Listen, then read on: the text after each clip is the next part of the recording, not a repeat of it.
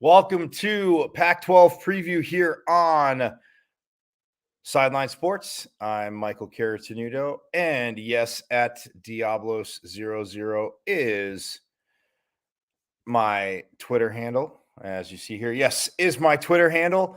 Man, I hope everybody had a great weekend. A lot of insane, great college football, especially in the Pac-12. We've seen upsets and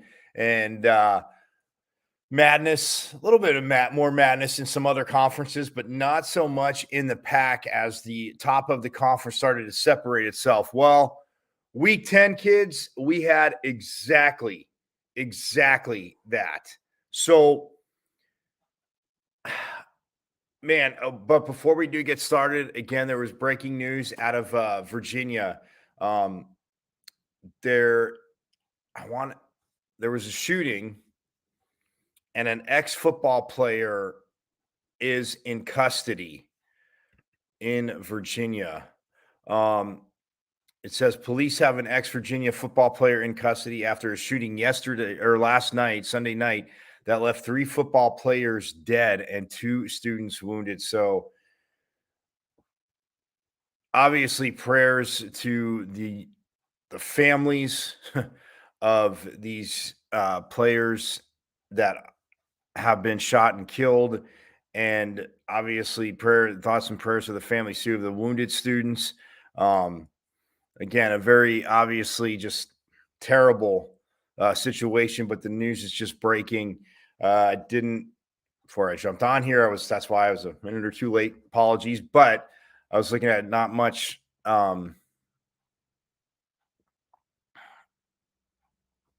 as in the way of why it went down. But again, just terrible what happened there at Virginia. And I just wanted to obviously get that out there. Never obviously an easy transition between real life and sports, but is our getaway. But I will we'll dive back into it. But yeah, in the Pac-12 this last weekend, man, it started the upset didn't start Friday night because as we look at the scores. But yeah, Friday night, Veterans Day again. Thank you, veterans, obviously, that have served, that have sacrificed for us. Obviously, present military as well. We again I can't thank you enough for your service and sacrifices you make. Obviously, your families, significant others, children,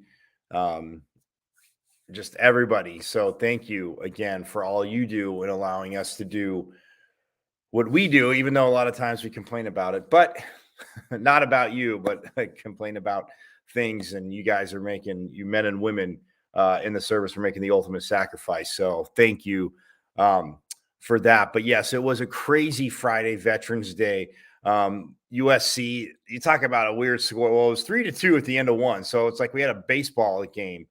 I thought they were going to change. I thought the Colorado and USC baseball teams were going to head out there and they were going to stretch it instead of the 4 quarters to 9 innings, but 3-2 at the end of one. But 55-17, inevitably SC ends up just trouncing Colorado. So that was Veterans Day Friday night. Then we get to Saturday, and kids, and USC was 8th ranked at the time. Kids, then we get to Saturday, and it was absolute madness in a way. I took Oregon to beat. Well, I mean, I took SC to beat Colorado, but I did take Oregon to beat Washington at home. Just like the week before, I'm like, yep, not picking against the home team. And little short trip there for the Huskies to take on the Ducks. And there was our first upset. Oregon drops their first Pac-12 game. They lose to Washington 37-34. And when the Huskies defense needed to come through, and hung all game. I mean, you look 37-34, you're like, well, both defense gave some points. Yes.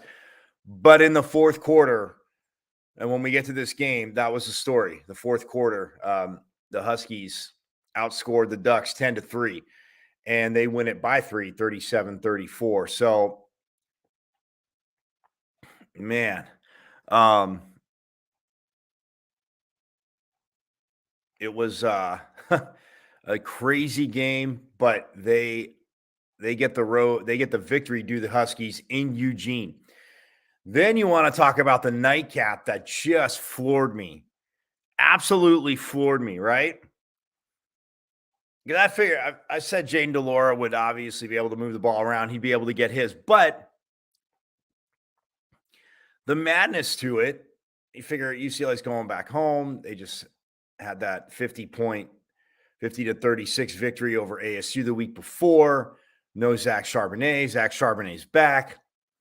And somehow, some way, the Wildcats go over to LA from Tucson and get the win 34-28 over the Bruins. Yeah. Again, it was just that kind of weekend. And the one thing I've been saying each week, though, is that you can see for head coach Jeff Fish at Arizona that you come in and you attack one side of the ball. And in college, if you can score and you know you have weapons, you can do it. And man, it was the offense did it, the defense did just enough. And the Wildcats go into Pasadena and give the Bruins a very tough second loss in conference, 34-28. Utah rolled over Stanford at Rice-Eccles Stadium in Utah. I'm sure you guys are really surprised about that, 42-7. Very, very shocking. And if you can sense my wee bit of sarcasm there. No, Utah beat Stanford 42-7. Washington State scored all their points in the first half, but it was enough to hold on to beat Arizona State 28-18 in the freezing cold of the Palouse there. It was it was chilly. A little fog came in too as well. It was very nice. Very, very nice.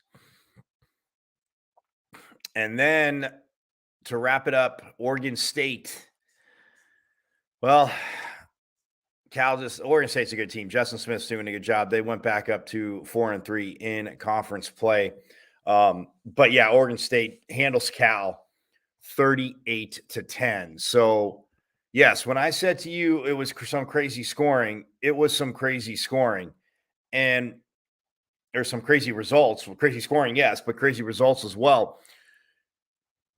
This is huge to the standings. And I say that because now you look at it and who's up top? The USC Trojans. They are now 7-1 overall after a good 3 quarters or a dominant 3 quarters against Colorado. And they are 7-1 in conference, 9-1 overall. Oregon State and Utah are both now sorry, Ducks fans.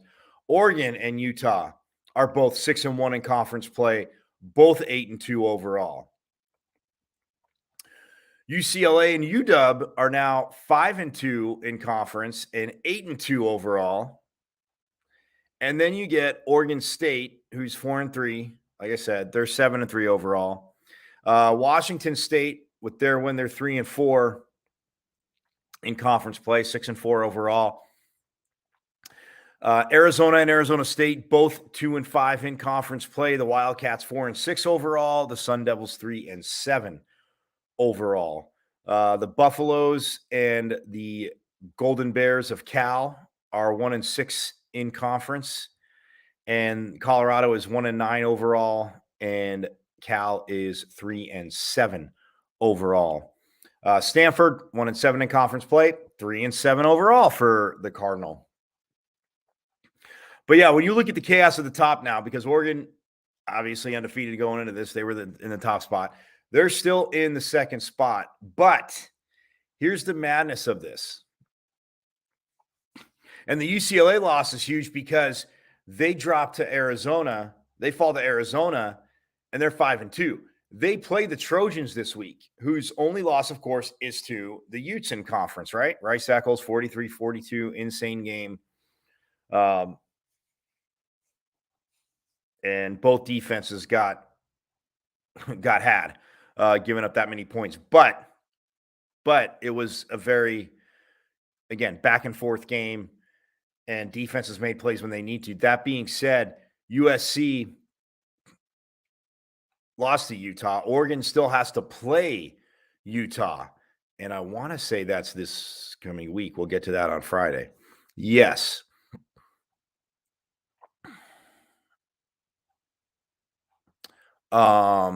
Yes, that is this coming week. So Oregon's playing Utah coming up. And of course, we'll have that in preview on Friday. But USC is now playing UCLA, which UCLA at this point is bummed. But the kicker is, so here's the kicker. Well, actually, I'll talk about that at the end of the show because I want to get to the games. But talking about how pretty much USC, Oregon, Utah, UCLA, and Washington, what it would take to end up in the championship game. That's the interesting. That'll be the interesting part. But yes, it is a phenomenal, epic, exciting, insane chaotic traffic jam up top in conference play. And when we look at the college rankings, they the AP, obviously the college football rankings won't be out till Tuesday, but we can probably expect to see, yes, a little bit of a shakeup. But let's look at the AP real quick because USC went up one spot to number 7. They are the highest ranked Pac-12 team now. Utah jumped 3 spots again with their win. Kudos, huge respect for Utah as they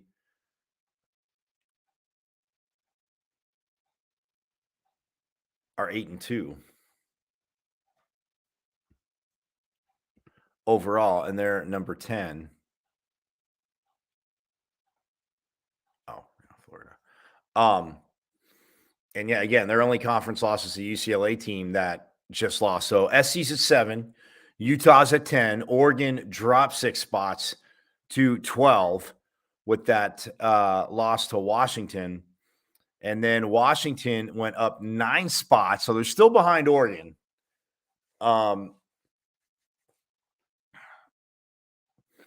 They're still behind Oregon, but they are up 9 spots to number 15.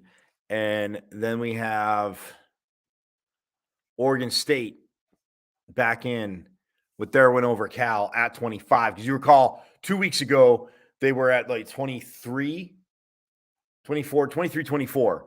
And they played Washington. Washington got the win, came into the top 25. Oregon State went out. Oregon State bounces back, wins, and now they are in the top 25. So you heard me say it. That is 6 teams. Oregon State's at 25. UCLA's at 16. Washington at 15. Oregon at 12. Utah at 10. And USC at 7. So half of the conference. Kudos to such a terrible conference. And I'm getting I try and smile and nod because, you hear all these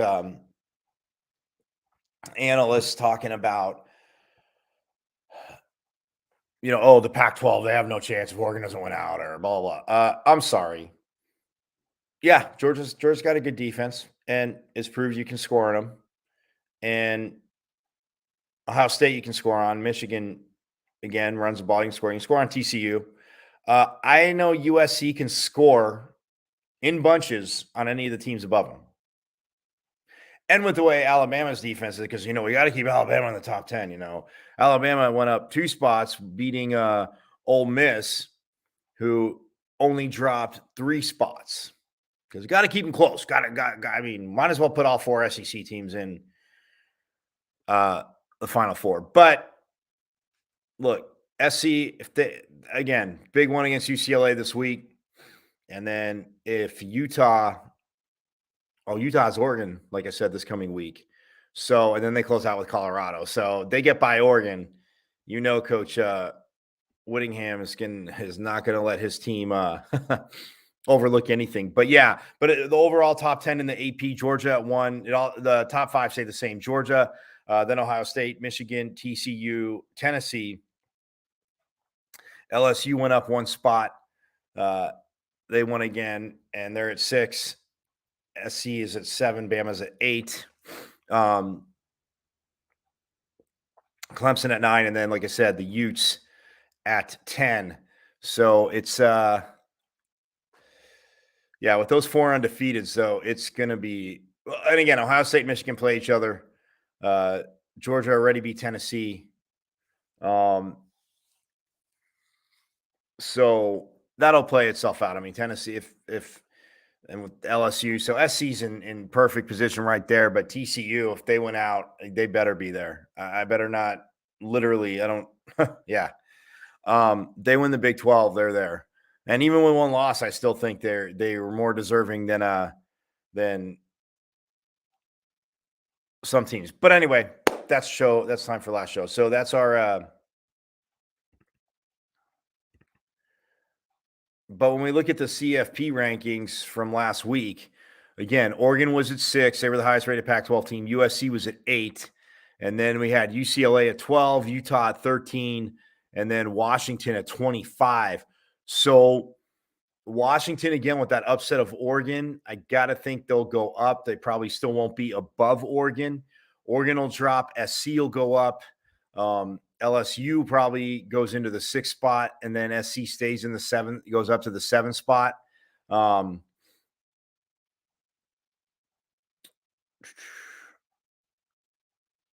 then, UCLA out there lost to Arizona. So I think Utah, it could look a little bit like the AP. We'll see what happens, but that's where the Pac-12 was in the CFP last week. But like I said, we're going to take a quick break, and then we're going to break down again the first insane game, Washington and Oregon.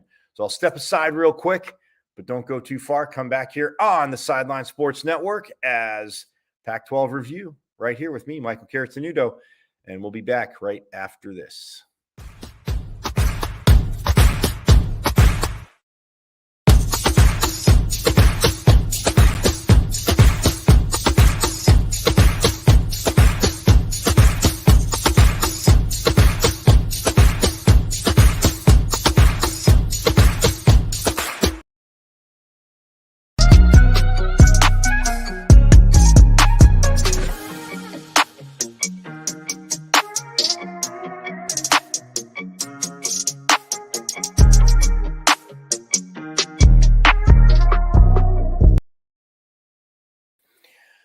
And we are back. Pac-12 interview. Michael Caratanudo here on the Sideline Sports Network at Diablo00. Hit me up on Twitter. Don't be bashful.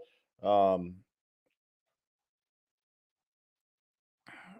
me up on Twitter. Like I always say, don't be bashful. You have any questions? Anything you want to know? Let me know, man. We can talk about it. We can debate about it. I would enjoy it. And if it's good enough, maybe even have you on. We can sit there and chat away about it. That being said, first game up, like I said, Washington and Oregon. Oregon was rolling. They're in Eugene. It's a hated rivalry in the Pacific Northwest there for Pacific Northwest dominance. Those two schools, again, no disrespect to Washington State or Oregon State. But Washington and Oregon, again, kind of going for supremacy up there. And, man, you talk about needing a performance, thinking, oh, man. And I was saying, if Michael Penix has another 50 pass attempts, as talented as he is, and again, I'm not ripping on him. I'm not ripping on Kalen DeBoer, the head coach, first year from Fresno State. again, I love what he's done. Defensively, the Huskies are not bad. I'm not saying the way I've talked about this year, it would sound like I'm saying that the Huskies defense is not as good. It's all about the offense. But no, the Husky defense definitely not bad. They were up and top in the conference and in the country in sacks.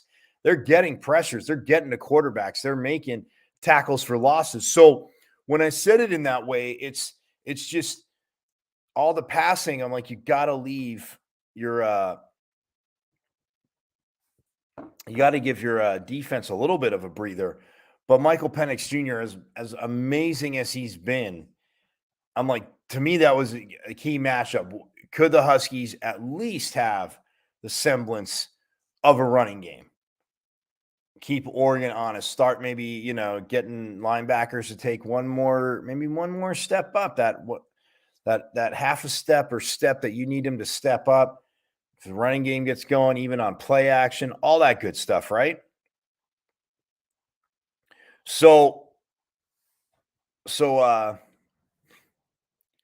my theory is that was my theory. Like, if you can still throw the ball. If you're able to spray it on that Oregon secondary, hey, go ahead, spray it, because you know your team and we know what Michael Penix Jr. can do. So the Huskies get the 37-34 victory. It was 7-3 Washington at the end of one. It was 13-10 Huskies at halftime.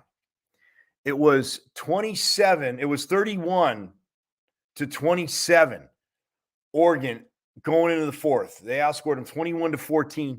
And then, like I said at the top of the show, the Huskies get 10 points and they hold the Ducks to a field goal. Now,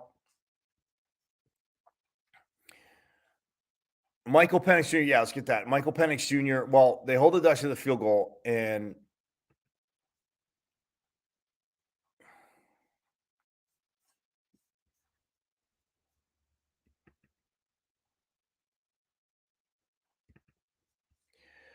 yeah, fourth down efficiency, the Ducks, this is what I'm going to say, this is even crazier. So you would have thought the Ducks won the game too, because Washington never went for it on fourth down, right? The Ducks were 3 for 4 on fourth down. That was biggest part to me. I couldn't believe it. I was like, I think it was the second. Was it the second one? The second or third one? I should have jotted that down. I just kept saying they're going for it on fourth down. But 3 for 4 on fourth down. 75%. Yeah, if you got that all season long as a coach in anything, basically you're playing a video game. If you can go 3 for 4. But if you go 75% all season long, yeah, that's insane. They were still 7 for 14 on third down, so 50%.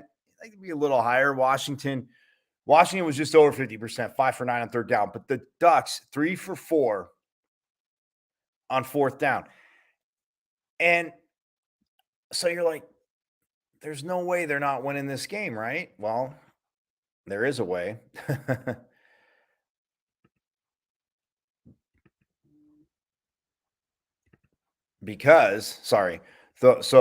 is a way. And for Washington, like I said, Michael Penix Jr., it was, again, 26-35. Very, very efficient. 408 yards, 2 touchdowns. He did throw 1 interception.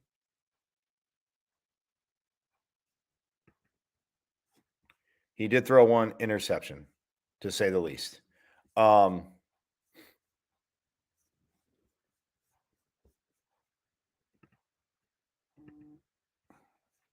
And then, so he did throw 1 interception. And that was a tough part for him because, again, tough part, but here's the thing. Only throwing the 1 interception, again, you don't want to turn the ball over, not bad. But again, he sprayed the Oregon secondary for 400 yards. So you figured, okay, good there. They rushed the ball. They had 114 yards rushing. Okay. Oregon had a little bit more when we get to Oregon, which is more surprising as to why Oregon wasn't able to eke this game out. So they had 22 carries for 114 yards. Wayne Talupapa for the Huskies, 10 carries, 70 yards, 7 yards a carry, 1 touchdown for Mr. Wayne. Cam Davis, 10 carries, 24 yards. He also had a rushing touchdown. So 2 rushing touchdowns, 2 passing touchdowns. And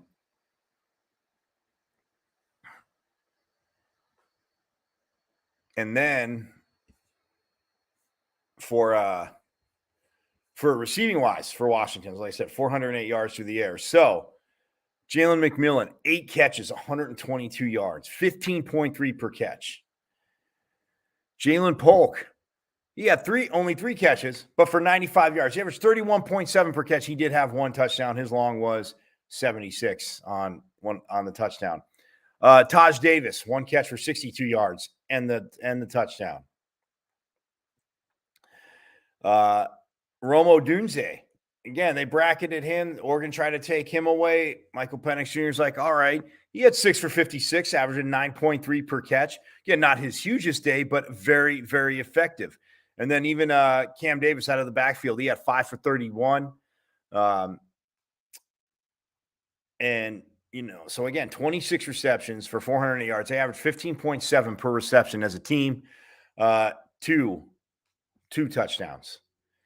And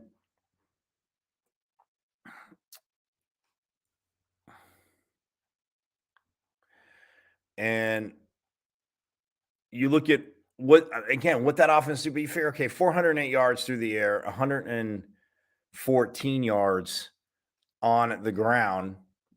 That's not bad. You have 522 yards. It's a big day. So you're like, okay, that's good. And then when you look at real quick, Oregon defensively, 1 sack, 1 tackle for loss. Or Washington, pardon me. They had 1 sack, 1 tackle for loss. So, and Oregon's offensive line obviously has done a insanely phenomenal job keeping Bo Nix's jersey extremely clean, even though, yes, the young man does run. He runs very well, but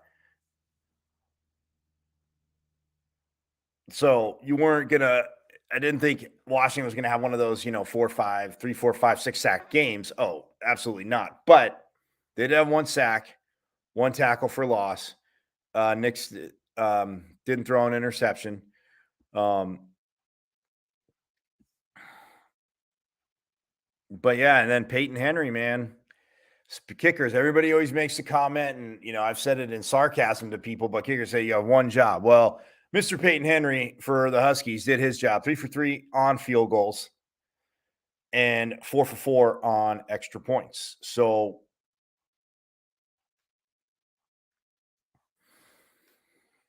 it's 3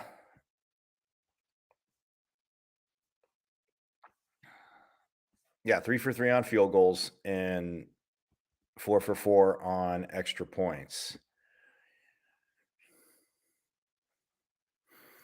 And Washington, well, they got there. For Oregon, though, when you look at this game, if you just see the raw numbers for Bo Nix, 19 to 27. Okay, he didn't throw a lot. You're like, 280 yards, 2 touchdowns. Like I said, no interceptions for Bo Nix. So 280, you're figuring, all right, pretty 280 is a lot, but in this day and age, you're like, all right, in a game like this, 2 Pac-12 teams, all right. But here's where it's insanely crazy to me that Oregon didn't win the game. As, like I said, not because they were just 3 for 4 on 4th down. They rushed the ball 51 times for 312 yards, 6.1 per carry, 2 rushing touchdowns. Let that 312 yards. They just about outrushed Washington by 200 yards. 198 yards if we're going to be, exact, but 198 yards rushing, more yards rushing than Washington. So Bucky Irving has 19 carries for 143 yards, 7.5 per carry. You're like, wow. Noah Whittington, who is, again, throughout the season, obviously been in the offense, but just to me, grown more and more, exploding more and more as the season has went on. He gets 20 carries for 108 yards, averaging 5.4 yards per carry, and has one of the 2 rushing touchdowns. Bo Nix, weird. I said he can run. 9 carries for 59 yards and the other rushing touchdown. But 312 yards rushing. So they just gouged this the Husky defense. You get over, look, a team gets over 200 yards rushing, people are like, coaches, other people be like, huh, you hit the 250 mark. Okay, you hit 3. I mean, it's very surprising to lose a game. Receiving wise, Troy Franklin, another great day for the Ducks. 5 catches, 139 yards, 27.8 per reception, 1 touchdown. Chris Houston, 7 catches for 56 yards. Dante Thornton had 1 catch for 46 yards, but guess what? It was a 46-yard touchdown for Dante, and even Bucky Irving out of the backfield, 143 yards rushing. Give him another 35 through the air. 5 catches, 35 yards. So again, 19 receptions, 280 yards. They average 14.7 per reception, and they average 6.1 per rush. Wow.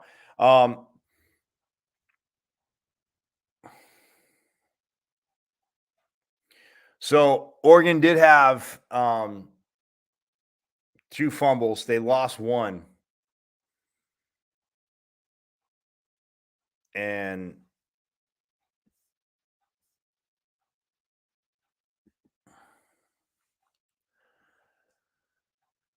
yeah, they lost 1 of those. So again, the turnover battle there.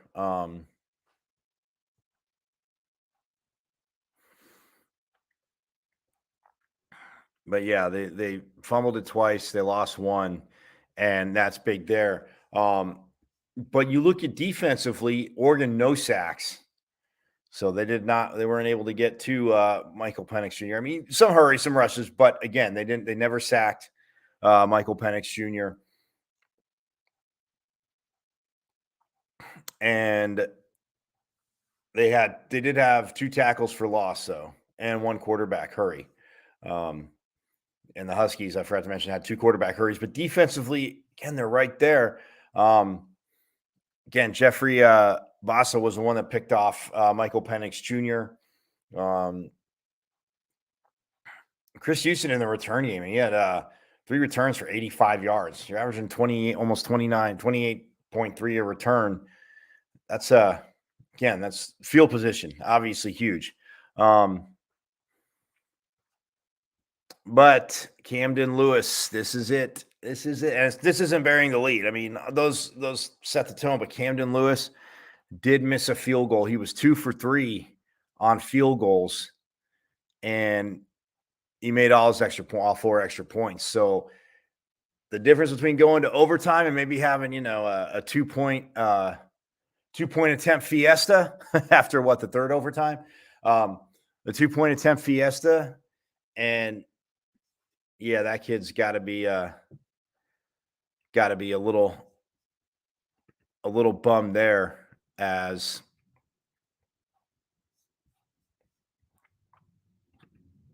he again has had solid season, but he missed. It was I think 52, 51, 52. And yeah, it was a deep one. So it wasn't like one of those, it's a glorified extra point and it gets tipped or shanked, whatever. No, this was a little deep, and Lewis had missed it. But yeah, 2 for 3, and that's literally the difference. But I mean, man, an Oregon offense that rushed for 312 yards, 592 total yards for Oregon to 522 for Washington. And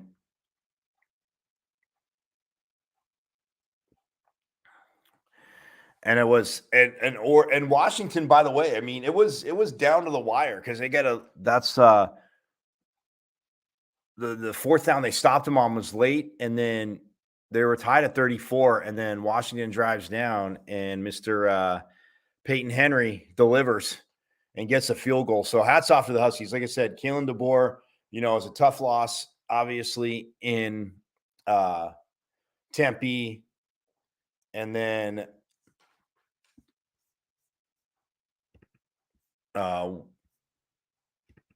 because they're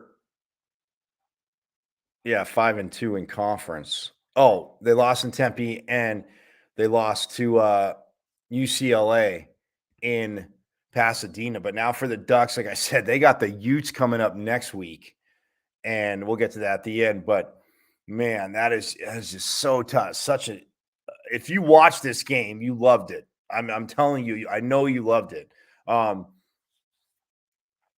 I watched it, and then I watched it back last night, and I'm thinking, oh yeah, again, knowing what's going to happen, still the kid in me is like, oh my goodness. But yeah, absolutely insane game as the Huskies again get the victory 37-34 over the Ducks.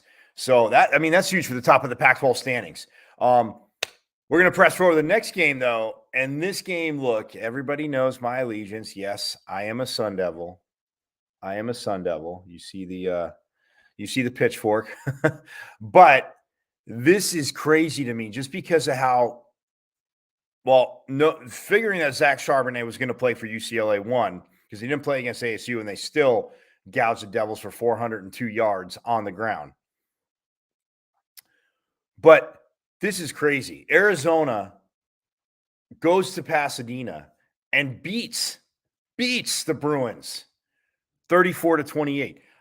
This is how crazy this game started. And look, Chip Kelly, and I've said it a million times, he is not the coach to overlook teams and, they're looking forward to USC and this and that. If any coach or any player does that, I'm sorry. In this day and age, even in social media, if I see excuses in a player, I usually, side note, tangent, don't get in Twitter wars with people, but I ever heard a player at any level say, oh yeah, we just overlooked them. Your coach does a terrible job. You're not a true competitor. And if you don't respect who you're playing, have obviously a respect for him, that's on you. So those excuses, you don't deserve to win, nor should you ever. But, and I'm not saying, and UCLA didn't do that, but Arizona's offense been talking about Jaden DeLara all year long. This kid's been insane. The Wildcats get out to a 14-0 lead in the first. They blanked the Bruins in the first quarter, right? Then in the second quarter, the Bruins, they score 14 points, but the Wildcats score 7. So it's 21-14 Arizona going in the locker room. All right.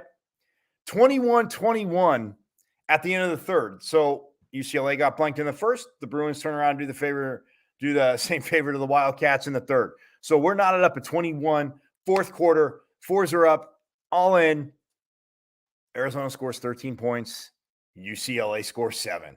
And man, Jaden DeLara, again, 22-28. Talk about efficient. 315 yards, 2 touchdowns, 0 picks. And they ran the ball too.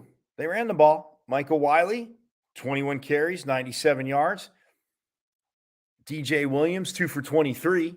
Jaden DeLara, 9 for -3, but that's because he was sacked 3 times. And the Bruins did have 5 tackles for losses. But yeah, he was sacked 3 times. But still, 36 carries, 124 yards. Okay. But you figure that's good enough to chew up clock, especially if you have a lead or if they're up, but to keep it close. 3.4 per carry. Okay. Getting to that average line.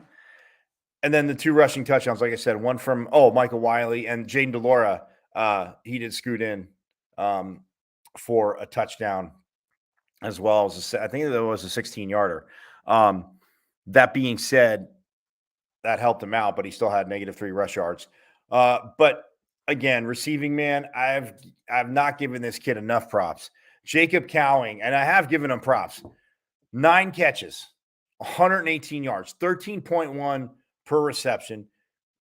no touchdowns, but again, just tormenting secondaries throughout the Pac-12 is Jacob Cowing, obviously with the assistance of what Jane DeLora has done because he has been absolutely amazing. Dorian Singer, real quick, 5 for 83.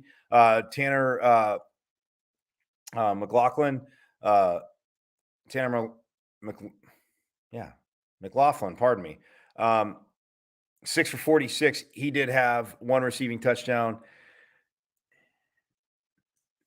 Tetairoa McMillan had one catch for 17 yards, but guess what? That was good enough for a 17-yard touchdown. So those are the two receiving touchdowns. So they passed for 312. They were on for 124. You're thinking, all right, 436 yards. Good day. Good day.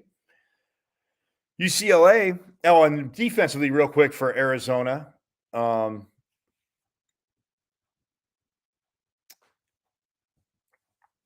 Defensively, they did have, like I said, 3 sacks, 7 tackles for losses, and also 3 quarterback hurries, which, I mean, sounds like a ton on Dorian Thompson-Robinson because this young man, his reads, his progressions, he's there. It's not there. He can get out of the pocket and run. He's looking to pass first. He's not a runner. I love DTR, what he does, what he can do. But yeah, three sacks. They were able to get to him 3 times, 7 tackles for losses. Neither team threw an interception. So these quarterbacks, again, too clean to do that. Tyler Loop, the kicker, 2 for 2 on field goals and 4 for 4 on extra points. So, but yeah, I mean, look, and I've talked about it all year long. Jet Fish, I said it in the beginning of the show, Jet Fish, attack the side of the ball. You come in, it's been just a complete, and look, it's not taking a shot at them. And if you ask any true diehard fan down there, it has been a complete dumpster fire for at least 4 years. A solid 4, a solid 3, mostly 4-ish seasons. It's been kind of a dumpster fire down in Tucson. And Jetfish came in and people was like, who's this guy they're hiring? And are you kidding me? And blah, blah, blah.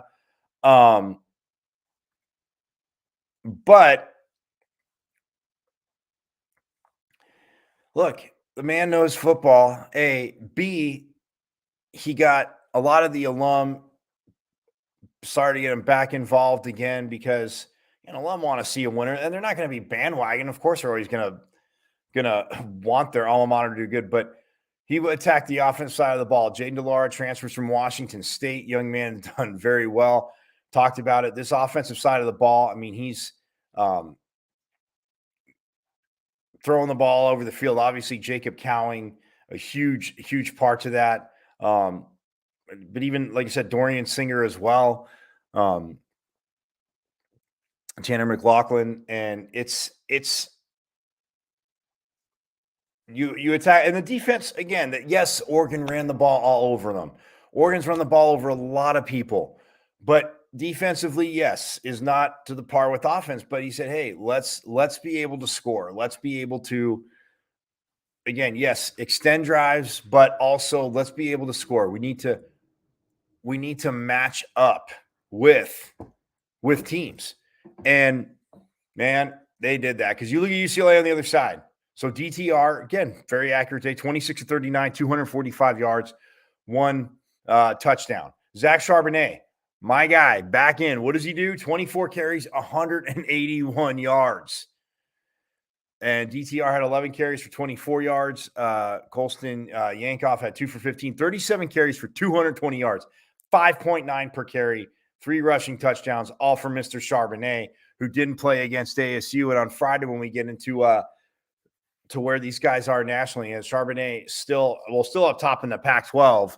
I mean, the distance is closed a little bit now, rushing wise, but still up top in the Pac-12 over ex-Faladay of ASU. But yeah, a heck of a game from him. Receiving wise, Hudson Habermail had 3 catches for 64 yards. Jake Bobo, 5 for 61. Oh, Habermail had a touchdown as well. The 1 DTR touchdown. Bobo, 5 for 61. They bracketed him a lot. It looked like a lot of what like a Stanford did. DTR was going to, looking for him, but the U of A definitely did not want Bobo to just roam free through the secondary, and did a good job on him. But yeah, but Cam Brown, 3 catches, 58 yards. Zach Charbonnet. Oh, you've had 181 yards rushing, but hey, let's show off what you can do out of the backfield. 9 for 38.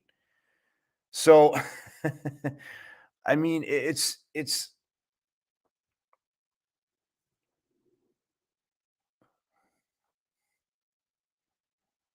so 19 yards, 219 total yards for Charbonnet.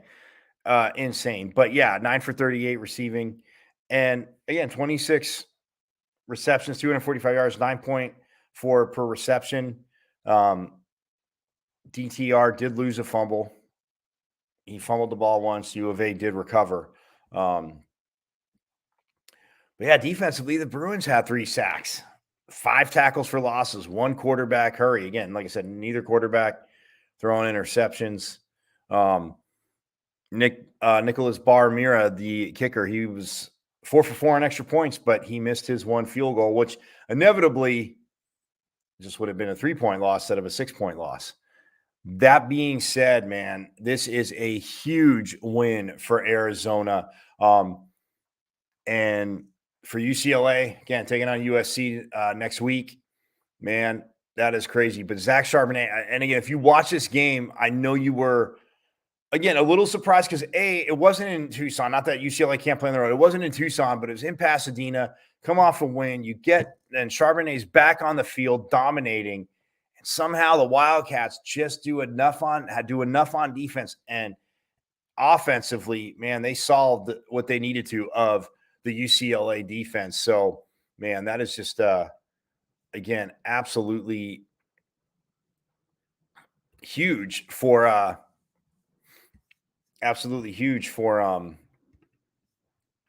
UCLA, or for Arizona to beat UCLA. Huge for UCLA, not a good way, because what it does in the Pac-12 standings now and what it's going to take. So, yeah, the Wildcats get the win there.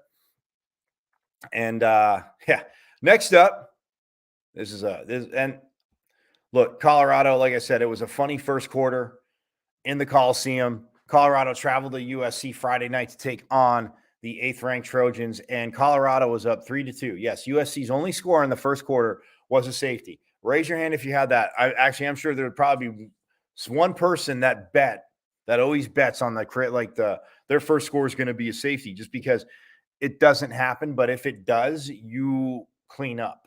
Or when it does, I should say, you would clean up. One would clean up. I'm not encouraging it, just saying 3-2 was the score at the end of the first. Then USC said, you know what? Okay, Colorado's all pumped up. They're here in the Coliseum. They're leading. Yeah, USC puts up 24 second quarter points and never look back. So 26-3 at halftime, 41-10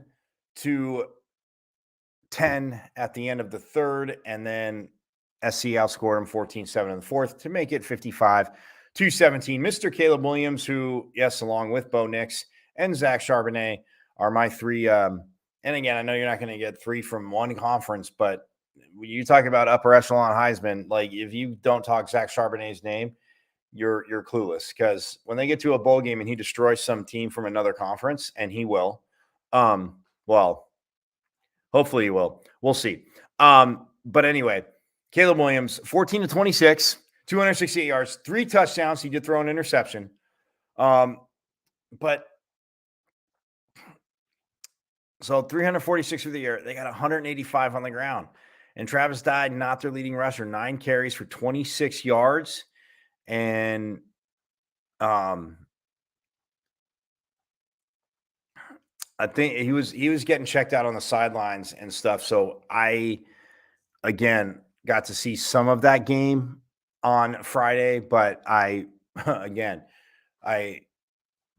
recorded it, and just looking through it, it was, USC, again, I figured they would demolish Colorado, and they got to a sluggish start in the first quarter. But yeah, Austin Jones had 11 carries for 74 yards, Raleek Brown 7 for 52, Caleb Williams 8 carries for -4 yards, but his long was 17. But yeah, 41 for 185 overall.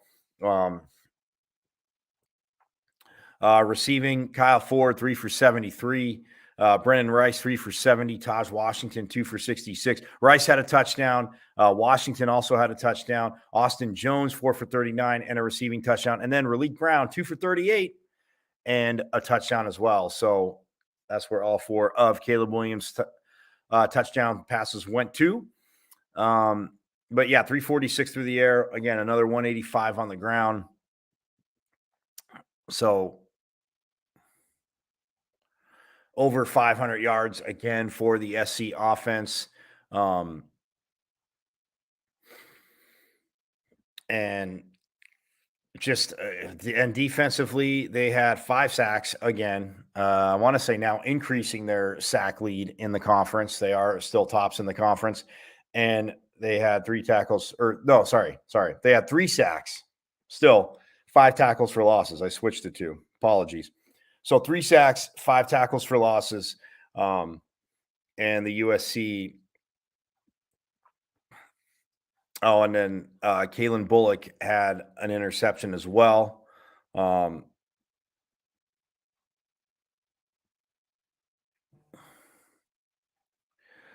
So Alex Stouthouse was 6 for 6 on extra points, and Dennis Lynch was 1 for 1 on field goals. He hit from 34. So, yeah, for Colorado, real quick, I mean, it was, again, JT Stroud, 11 for 21, 124 yards, no touchdowns, an interception that I mentioned. Rushing wise, Alex Fontenot had 20 receptions for 108 yards and the 1 touchdown. 20 carries, yeah.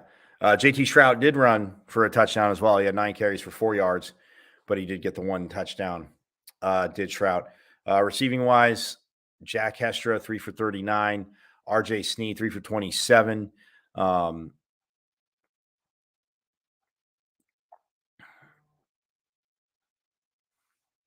And yeah, 11 catches for 124 yards, and that was it. So 55-17, Trojans cruise.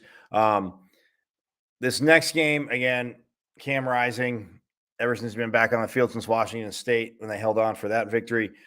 20 for 33 against the Cardinal. Utah wins 42-7. Stanford only scored in the first quarter, and that was it. They were actually ahead 7-0 at the end of 1, and Utah turned it on after that. But yeah, 20 for 33, 219 yards, 3 touchdowns. He did throw an interception. Tavion Thomas, 22 carries, 180 yards. Love this kid. 2 rushing touchdowns for Tavion Thomas, leading all rushers. They rushed for 279. Receiving-wise, Devon Veli, 6 for 61 and a touchdown. Micah Bernard, 3 for 57 and a touchdown. Logan Kendall had 1 catch for 16 yards, good enough for a touchdown. Same thing for Thomas Yasmin, 1 catch for 14 yards and a touchdown. So Utah dominates. Over 500 yards of offense for them. For Stanford, Tanner McKee, 11 for 23, 155 yards, no touchdowns, no picks.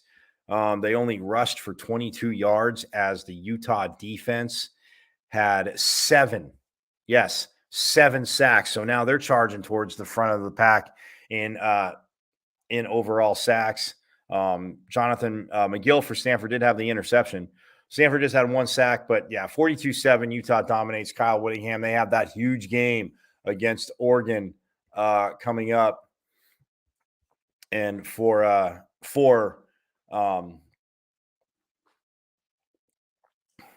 Oregon, or for Utah and Oregon coming up this weekend. And because Utah has their cut out for them. If they can beat Oregon, they beat Oregon, and they've had Oregon's number lately. A lot of you know that. We'll get to that on Friday.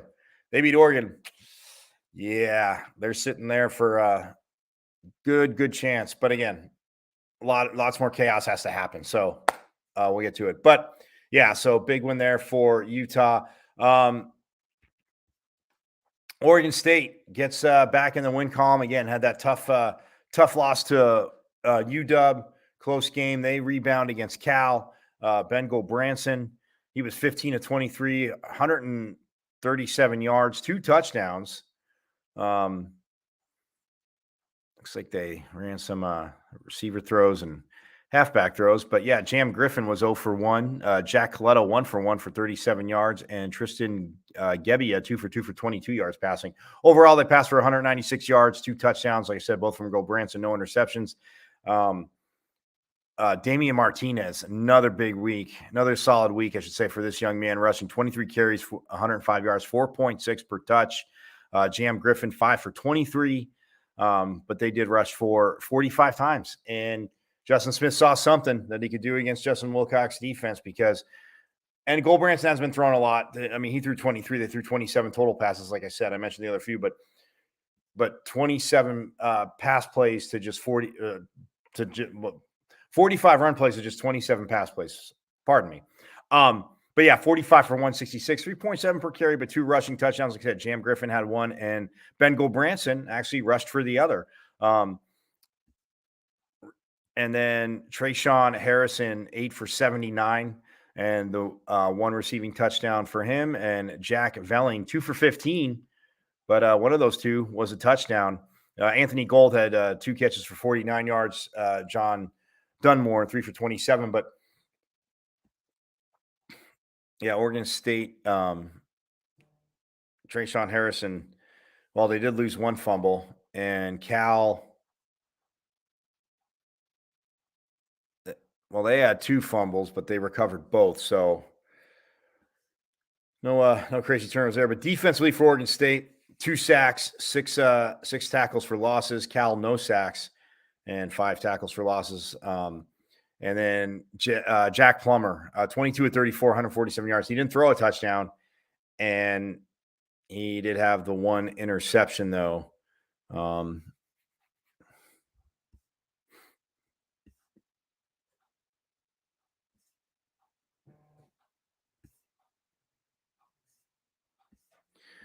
Cal's only touchdown.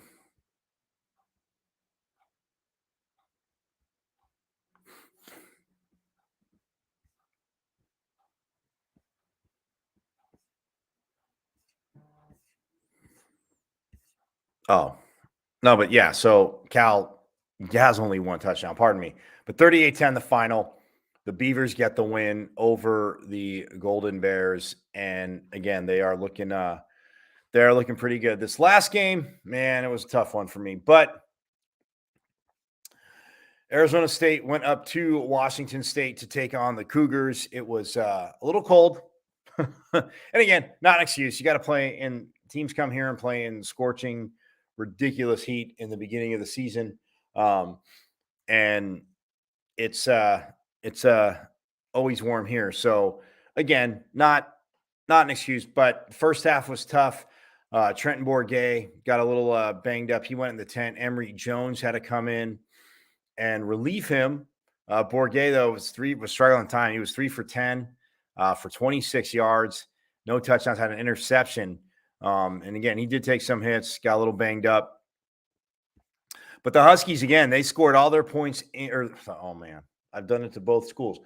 Sorry, Cougs fans. The Cougs scored all their points in the first half, 13 in the first, 15 in the second. They're up 28-0. They blank ASU in the first half. In the second half, the Sun Devils come out and say, all right, they score. Well, they got 6 in the third. They get 12 in the fourth, but not enough. 28-18 is the final. So both coaches saying to their teams, hey, interim coach Aguano saying to ASU, look, we need to put up points in the first half. And cold or not, it looked like from watching too, a little fog came in. It wasn't crazy. A lot of you might remember this. Might date myself a little with the fog bowl that was in Soldier Field when the Eagles were playing the Bears years ago. Randall Cunningham. Oh, that was crazy. But anyway, team had fog. But yeah, but ASU's defense again. It was. You look at Cameron Ward. He was 22 at 37, 219 yards, 1 touchdown, no picks. Rushing wise, Nakia Watson, 20 carries, 116 yards, setting the pace for Washington State, who did carry the ball 35 times for 137 yards, 3.9 per carry.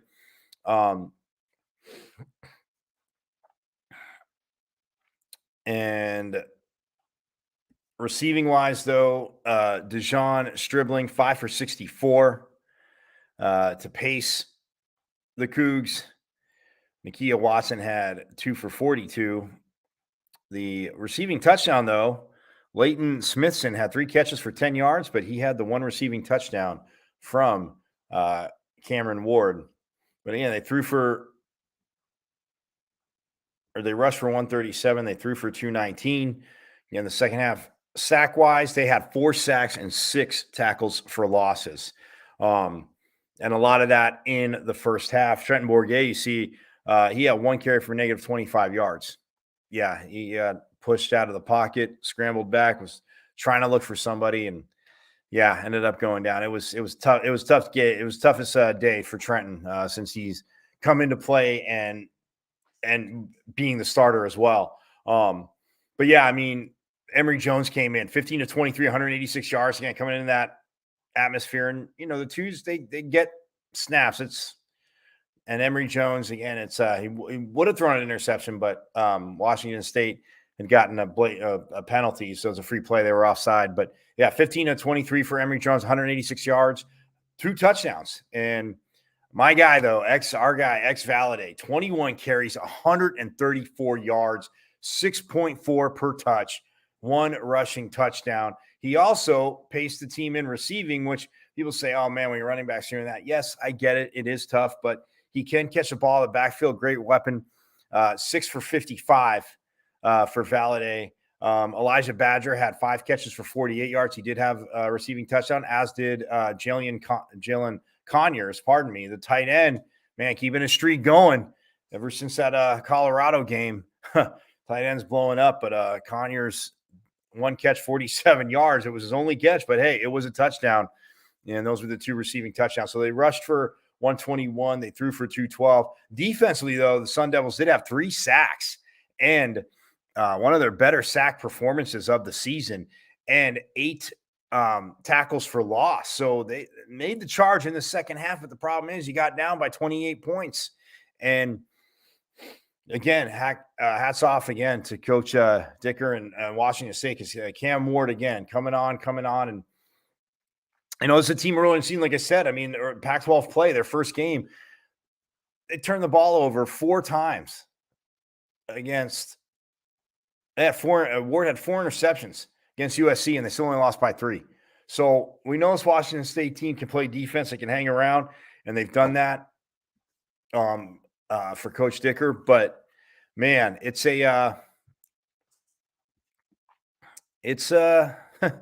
quite interesting to say. But yeah, ASU falls 28-18 to Washington State, and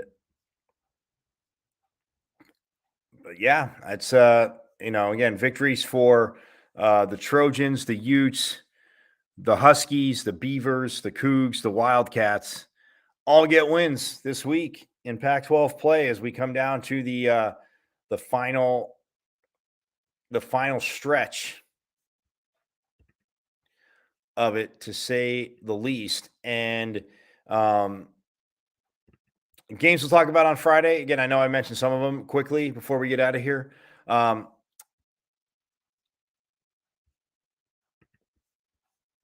So games we will talk about Friday.